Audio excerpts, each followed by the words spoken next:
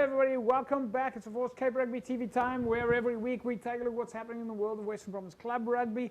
Lots of exciting things to talk about, and of course currently in the Paarl region there is quite a bit of action. Of course the Rugby World Cup, and we see the Springboks going through. In studio with me I've got Nazeem Adams, but before we go to Nazeem, big thanks of course to our partners on board with us, Score Energy Drinks. We're going to explain to you how you can win yourself a case of Score a little bit later during the course of the show. Of course, Score is on board with Western Province Rugby and the Western Province Club Rugby Sevens. MChem 24-hour pharmacy on the corner of N1 and Durban Road. And of course, Decro Paints. Decro gives you all your paint solutions. Right, Nazeem, welcome back. Yeah, JP, it's good to be back. It's been a while, but I'm glad to be back. Have you had a chance to watch some of the rugby? There's been quite a lot of rugby on TV in the last few weeks. Yeah, JP, I mean, World Cup, especially, that's on everybody's lips. Yeah. Quarterfinals, the standard of the quarterfinals, I think it's the first time in the history of the World Cup that we have games that is so close. There was so little between the teams. Yeah. Well, we're going to definitely talk about that tonight, but of course we're going to focus a little bit here on club rugby tonight. Paarl Rangers were up against Young Gardens in the knockout semi-finals, as well as Young Standards, and of course we're going to move now, Nazeem, to some club rugby action. We're definitely going to be talking about the Rugby World Cup during the course of the show. And of course we're going to find out a lot about what's happening with education. We know now's the perfect time to start doing education. A lot of courses coming up. Paarl Rangers up against Young Gardens tonight, folks, and we're going to take a look at the match between Young Standards and Lower Paarl. So we're going to take a look at the first half and the second half of the games in the what they call the knockout championships in the Paarl region. We're looking at the semi-finals. Let's get started. Paarl Rangers against Young Gardens first half.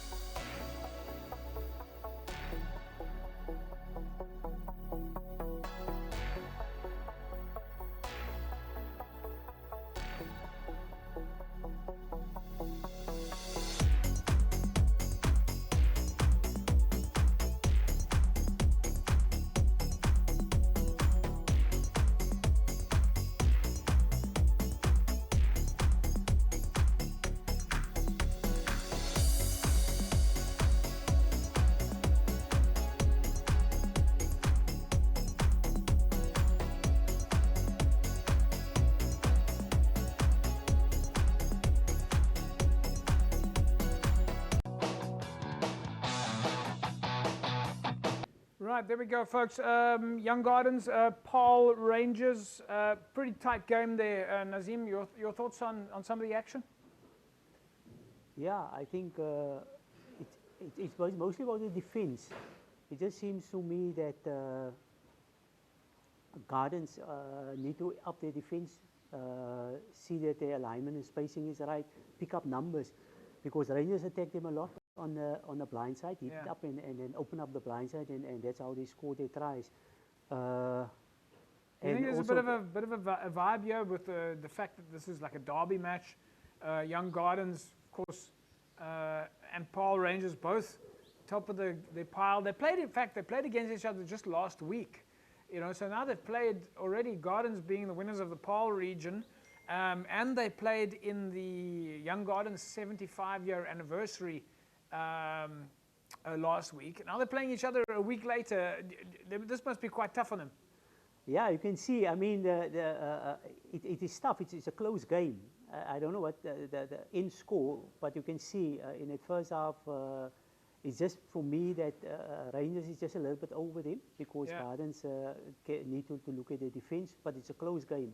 And Gardens obviously with it more, I think they should employ that more, because Rangers struggle to stop them more. Yeah, right. Well, folks, of course, we just got to say a big thanks to the guys from Livestream Adventures and Regan Julies for supporting the event.